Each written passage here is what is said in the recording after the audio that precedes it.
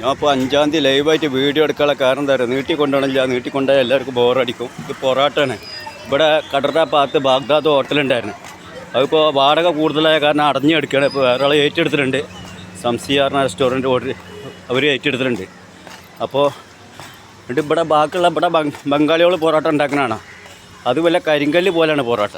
കാരണം ആ പൊറോട്ട വീശിട്ട് അടിച്ചിട്ട് അതിനെ പൊട്ടിക്കണം. കൈ കൊണ്ട് ടക്ക് ടക്ക് മേടിയിട്ട് വേണം അതിൻ്റെ ഒരു പൊറോട്ടൻ്റെ രൂപമാക്കി മാറ്റാൻ.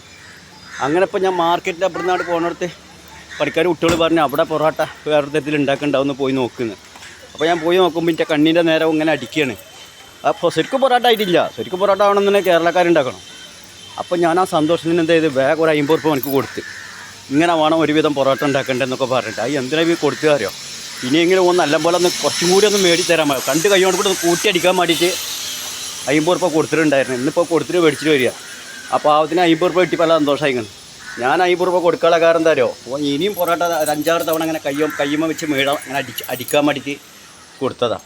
ഇനിയും അവനത് ചെയ്തു, സ്ഥിരമായിട്ട് ചെയ്യും. കാരണം വെച്ചാൽ അങ്ങനെ ഒരാൾ 50 രൂപ തന്നിട്ടുണ്ടല്ലോ വെച്ചിട്ട് 50 രൂപ പോയാലും കുഴപ്പമില്ല, സ്ഥിരമായിട്ട് പൊറോട്ട നല്ല നമ്മൾ കഴിക്കാമല്ലോ. എൻ്റെ കടലിലേക്ക് വന്നിക്കുക. ഇതാണ് ഞാൻ പറഞ്ഞത്, മെഹ്റാജ് രാവിലെ കാറ്റേ